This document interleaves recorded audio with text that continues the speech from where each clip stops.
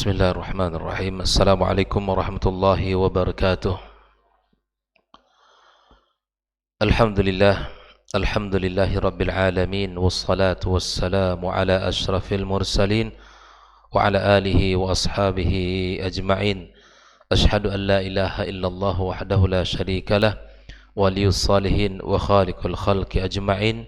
Wa ashhadu anna Muhammadan abduhu wa rasuluhu al-mab'uts rahmatan lil alamin. Ya ayyuhalladzina amanu ittaqullaha haqqa tuqatih wa la tamutunna illa wa antum muslimun. Allahumma 'allimna ma yanfa'una wanfa'na bima 'allamtana wa zidna ilma ya 'alim. Allahumma inna nas'aluka al-huda wat-tuqa wal-'afafa wal-ghina. Amma ba'd.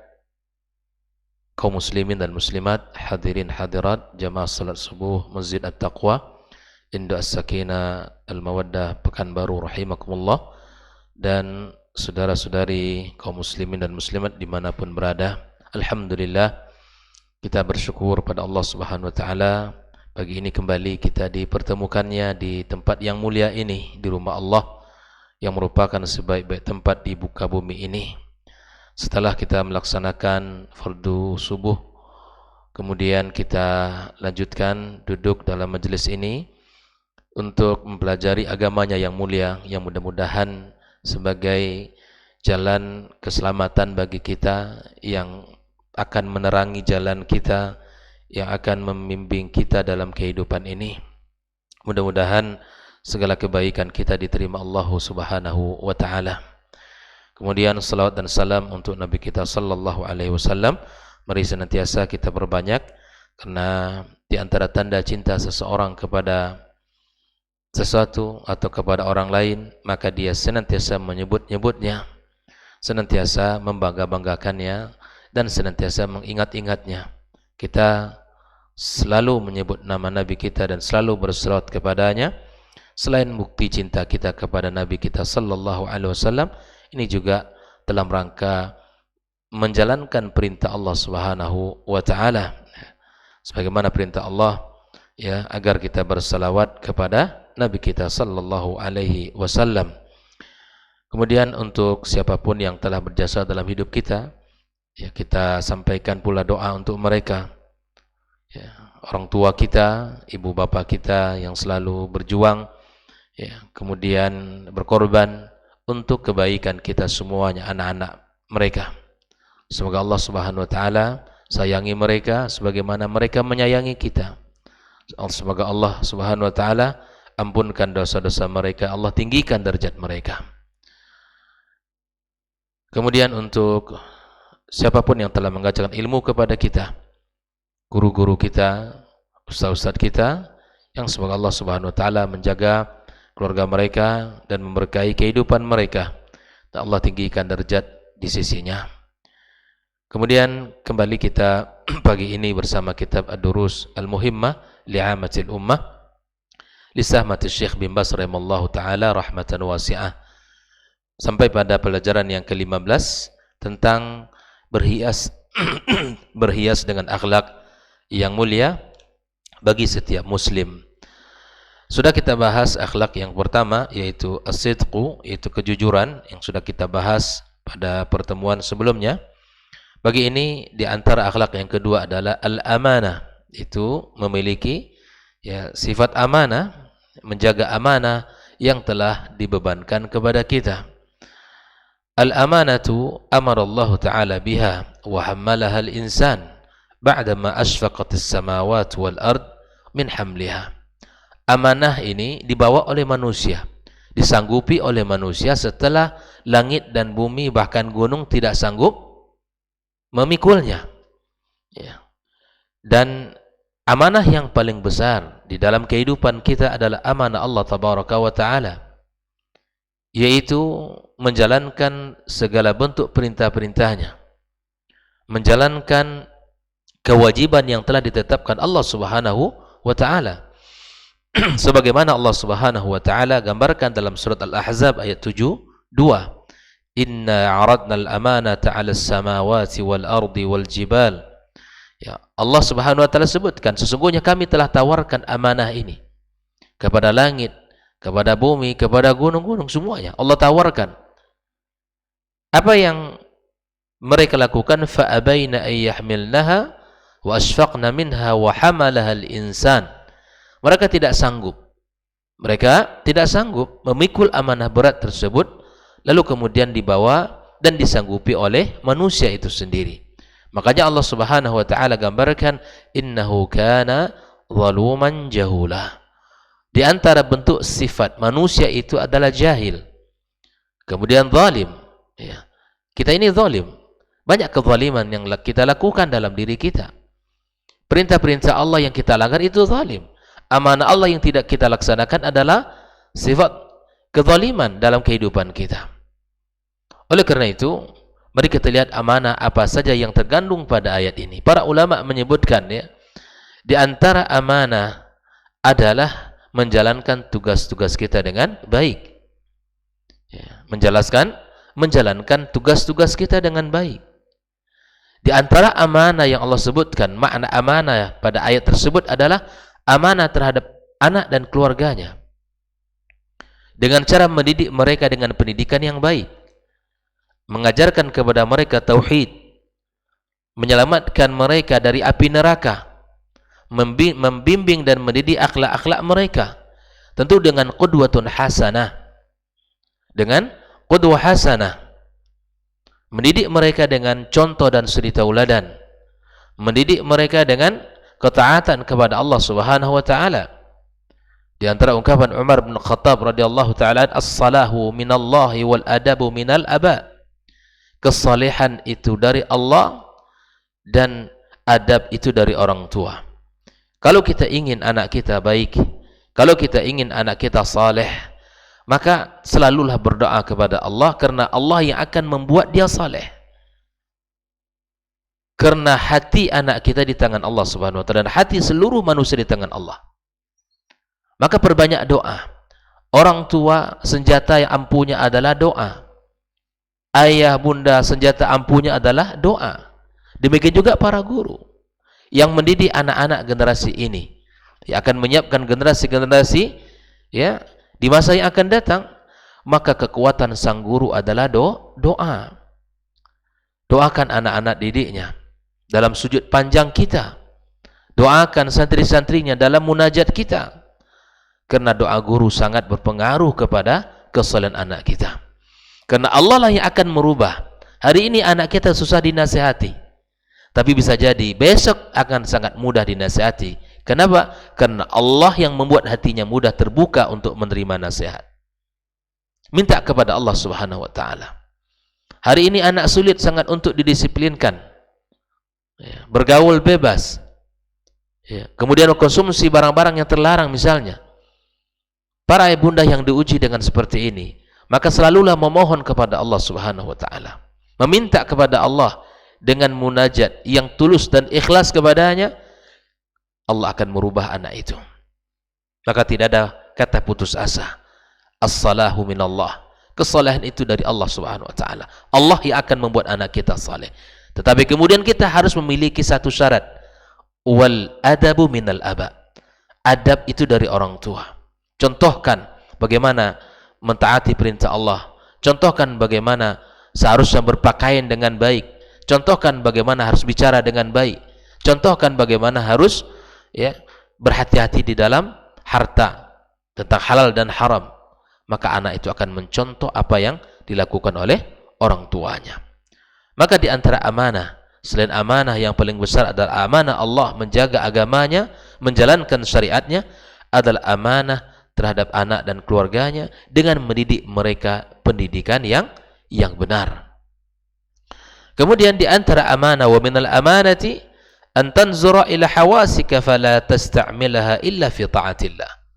Terhadap anggota tubuh kita, panca indera kita, tidaklah kita gunakan, tidaklah kita lihat, tidaklah kita pakai kecuali pada ketaatan kepada Allah Subhanahu wa taala. Ini perkara yang harus kita lakukan, yang sangat penting dalam kehidupan kita. Mata kita, telinga kita, lisan kita. Kita tidak berbicara yang bukan pada tugas kita dan tanggung jawab kita. Kita tidak mengomentari sesuatu yang tidak kita tahu ilmunya.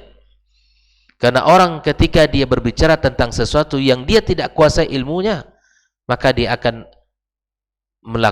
mendatangkan sesuatu yang aneh.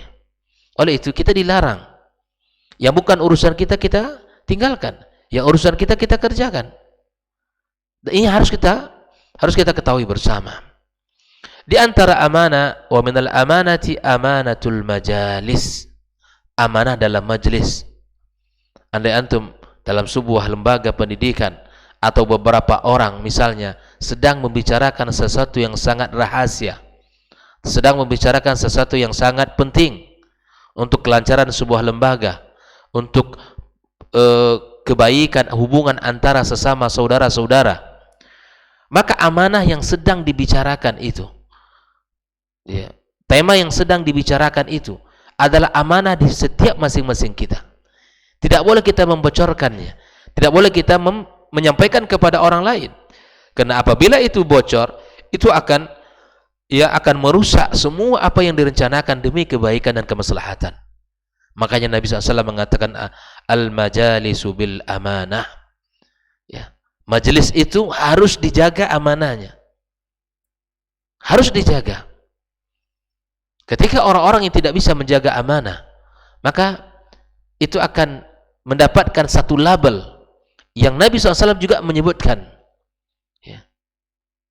Ketika dia khianat kepada amanah yang telah diberikan kepadanya, kepada amanah majelis yang harus disimpan, yang harus dirahasiakan, yang harus tidak dibeberkan, tapi kemudian dibeberkan, disampaikan kepada orang, maka kemudian disitulah Nabi SAW yang mengatakan bahwa itulah salah satu tanda dan sifat orang-orang munafik. Apabila diberi amanah dia khianat, ya, dia berkhianat kepada atasannya, berkhianat kepada majlis, berkhianat kepada orang-orang yang telah memberikan, orang-orang terdekat dengannya. Sesuatu yang tidak boleh, ya. Apabila Nabi mengatakan, seseorang mengatakan ketika ingin menyampaikan sesuatu, melihat kiri dan kanan, itu tanda rahasia dan itu tidak boleh dibeberkan. Seorang mukmin yang dipegang adalah lisannya. Seorang mukmin yang dilihat adalah bagaimana dia menjaga amanah dalam majlis, amanah di dalam penyampaian yang telah disampaikan kepadanya. Apabila seseorang ingin mengatakan sesuatu, maka katakan yang sesungguhnya. Bahkan Nabi SAW juga menekankan pada satu pembahasan, wa minal amanati, di antara amanah yang paling besar adalah amanah apa yang berlaku antara pasangan suami istri. Ini adalah rahasia. Ini adalah sesuatu yang mesti ditutupi, tidak boleh dibeberkan. Karena apabila ini dibeberkan, diceritakan kepada orang, ya, dengan bangga menceritakan apa yang terjadi antara dia dengan pasangannya di rumah, maka Nabi SAW mengancam pasangan yang seperti ini. Rasulullah SAW mengatakan, inna min a'zamil amanati indallah yaumal qiyamah, di antara amanah yang paling besar di sisi Allah di hari kiamat kelak, ar-rajulu yufdi ila imra'ati wa tufdi ilaihi thumma yunshiruha sirraha, yaitu seseorang mendatangi pasangannya, istrinya, kemudian istrinya pun mendatangi suaminya, kemudian dia menceritakan kepada orang lain apa yang terjadi antara dia dengan pasangannya. Maka di sini adalah orang yang paling besar nanti dosanya di sisi Allah Subhanahu wa taala, yang menceritakan apa yang berlaku, yang terjadi antara dia dengan pasangannya. Maka ikhwani, ini ada amanah keluarga, amanah hubungan suami istri, amanah anak-anak yang telah Allah bebankan kepada kita, maka itu tidak boleh dikhianati dan tidak boleh kita langgar. Wa minal amanati, kata para ulama, di antara amanah juga ada ul-wada'i wa hifdhiha, kita menyalurkan, ya, mengembalikan barang-barang yang telah dititipkan kepada kita. Dititipkan barang, kembalikan seperti mana barang itu dititipkan. Ya, dititipkan uang, maka kembalikan uang sejumlah yang dititipkan. Ya, apapun yang dititipkan kepada kita, maka kemudian kita tunaikan kepada orang yang berhak. Innallaha ya'murukum an tu'addul amanati ila ahliha. Sampaikan amanah itu kepada si pemiliknya. orang yang berhak untuk menerimanya, sampaikan. Amanah apa saja. Maka mukmin harus berhati-hati dengan amanah ini. Rasulullah sallallahu alaihi wasallam berpesan, "Adil amanata ila man tuminaka, ya, wala takhun man khanak." Adil amanata, maka tunaikan amanat itu kepada orang yang telah memberi amanah kepada kamu. Ya. Wala takhun man khanak, dan jangan engkau khianati orang yang telah memberikan kamu, ya, amanah. Ya. Jangan engkau khianati. Wala takhun man khanak. Rawahu Tirmidzi wa Abu Dawud bisanadin sahih. Makanya Nabi mengatakan, wa min alamatil munafiki adam adail amanah. Di antara tanda orang munafik tidak menunaikan amanah. Ya. Nabi mengatakan, fi sifatil munafiq wa idza tumina khana. Jika diberi amanah maka khianat. Nah, di dalam sejarah Rasulullah SAW betapa banyaknya orang-orang munafikin khianat. Di saat Nabi SAW sudah keluar menuju perang Uhud, ya, kemudian mereka keluar dari barisan kaum muslimin, ya, yang mana telah mereka sepakati dengan lisan, tapi hati mereka khianat.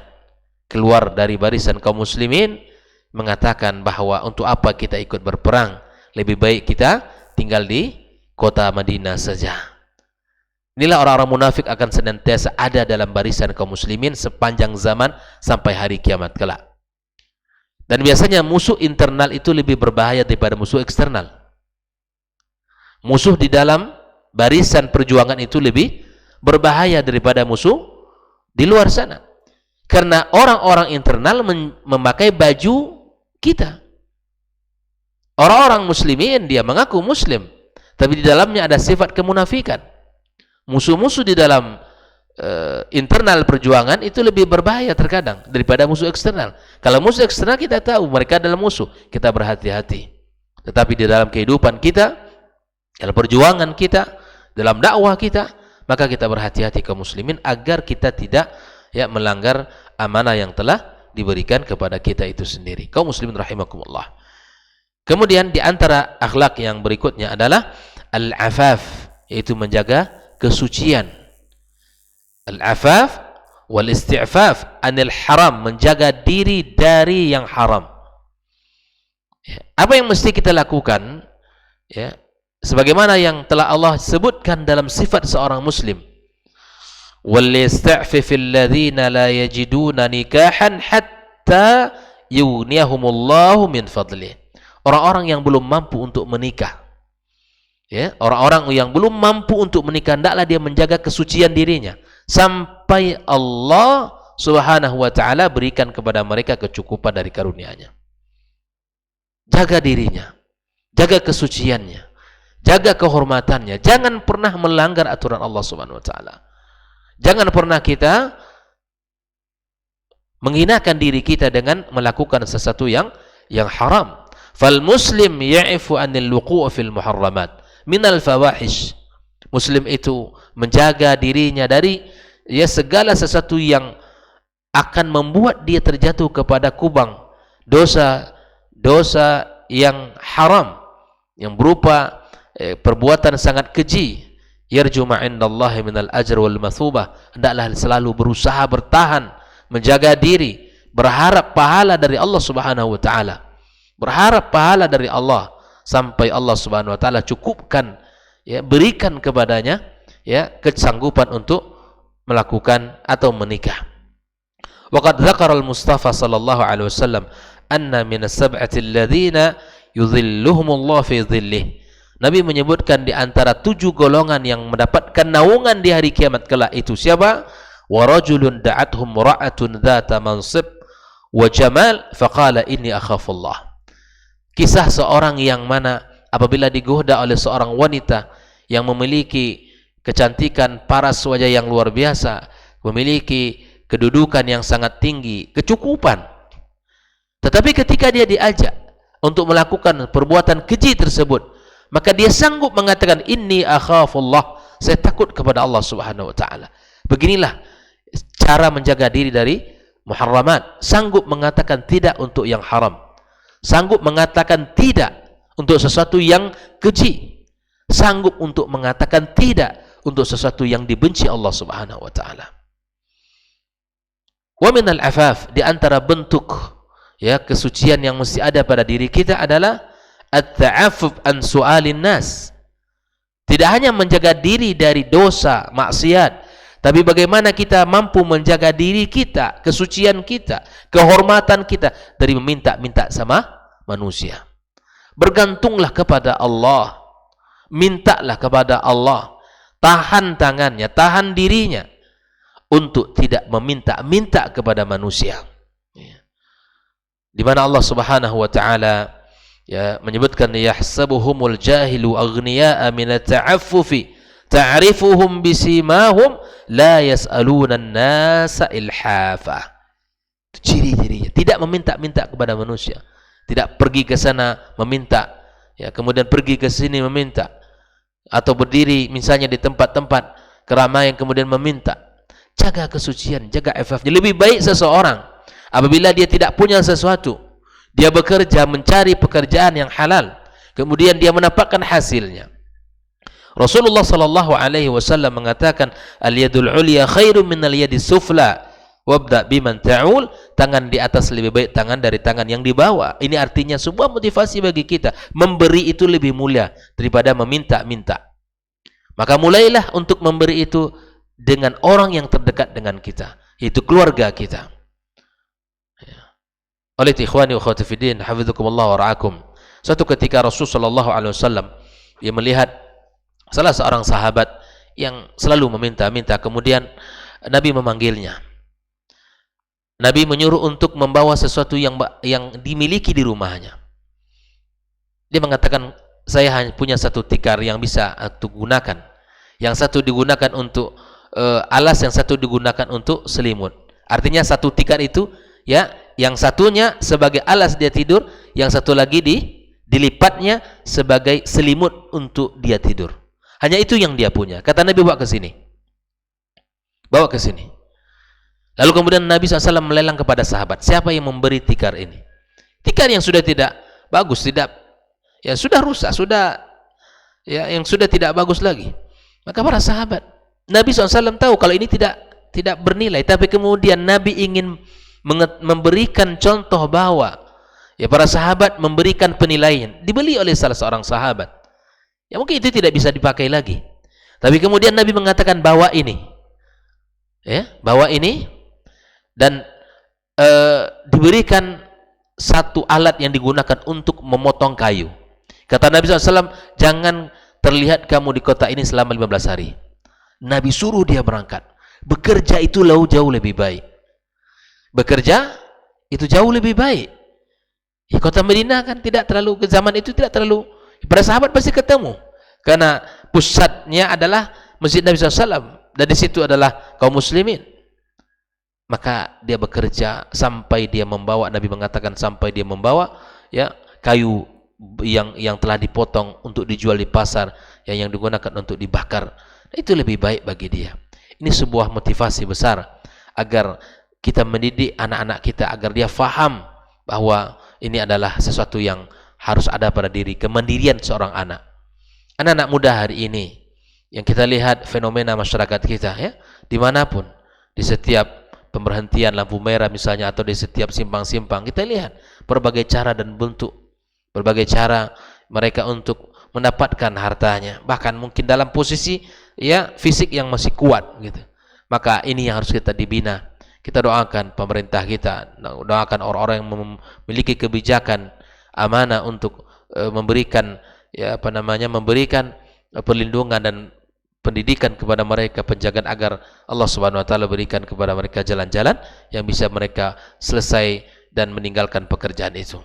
Oleh ikhwani, ini yang mesti kita tanamkan kepada diri kita dan kepada anak-anak muda kita dan kepada siapapun dari kaum muslimin ini agar menjaga al-afaf, menahan diri untuk tidak meminta kepada orang lain di saat dia butuh, itu jauh lebih baik. Tapi kemudian kalau seandainya kita tahu saudara kita dalam keadaan dia membutuhkan dan kita tahu, maka kita yang bantu, begitu ya. Kita sebagai seorang muslim yang membutuhkan, tapi kita menahan diri kita untuk tidak meminta, itu lebih baik. Tapi kita, saudaranya yang tahu kondisi saudaranya dalam keadaan butuh, dalam keadaan memerlukan bantuan, kita ulurkan bantuan kita, kita berikan, kita ringankan bantu saudara-saudara kita. Karena Nabi SAW mengatakan, wallahu fi aunil abdi madamal abdu fi auni akhihi. Allah akan senantiasa menolong hambanya selama hamba itu suka menolong orang lain. Man nafasa an mu'minin kurbatan nafasallahu anhu min kurobi yaumil qiyamah. Barang siapa yang membebaskan kesusahan seorang mukmin, maka Allah Subhanahu wa taala akan bebaskan kesusahannya di hari kiamat kelak.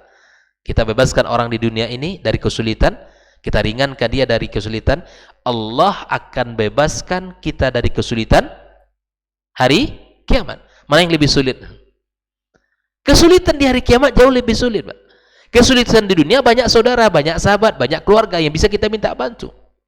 Tapi di hari kiamat, ke siapa kita minta tolong? Allah gambarkan sudah dalam ayat, yauma yafirul mar'u min akhihi wa ummihi wa abihi wa sahibati wa bani. Tentu kita harus berpikir kesulitan yang lebih panjang dan dahsyat di hari kiamat kelak. Caranya bagaimana? Bantu saudaranya. Bantu saudaranya. Bantu saudaranya. Oleh itu ikhwani wa akhwati fiddin, hafizakumullah wa ra'akum. Mudah-mudahan dua sifat amanah ini bisa kita, dua sifat atau dua akhlak yang mulia ini bisa kita jaga. Yang pertama ada al-amanah, yang kedua adalah al-afaf, kesucian. Mudah-mudahan ini bagian daripada kehidupan kita. Kita selalu berkata jujur, kemudian kita selalu menjaga amanah kita, kemudian kita selalu berusaha menjaga kesucian kita. Semoga Allah Subhanahu wa taala karuniakan ini kepada kita dan keluarga kita serta seluruh anak dan keturunan kita. Wassallallahu ala nabiyyina Muhammadin wasallam. Wa subhanakallahumma bihamdika asyhadu an la ilaha illa anta astaghfiruka wa atubu ilaik. Wassalamu alaikum warahmatullahi wabarakatuh. Dr. Dasman Yaya Ma'ali LCMA Hafizahullah, Dr. Helmi Basri LCMA Hafizahullah, Dr. Hidayatullah Ismail LCMA Hafizahullah.